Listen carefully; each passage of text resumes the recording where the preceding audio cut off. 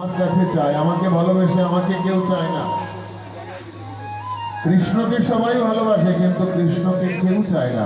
সবাই সংসার চায়, পুত্র পরিবার ধন সম্পত্তি চায়। আর আমার সেই প্রাণের বান্ধব প্রিয় সুদামা, সে জড়জগতের কিচ্ছু চায় না, সে শুধু আমাকে চায়, আমার নাম চায়,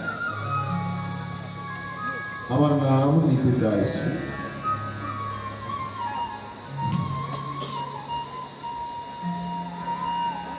দাঁড়ে দাঁড়ে ভিক্ষা করে যদি কিছু পায় তাহলে তার উদর পোষণ হয়, যদি কিছু না পায় তাহলে অনাহারে অনিদ্রায় একটু গঙ্গা জল তুলসী পাতা নিয়ে নিশীতে শয়ন করে।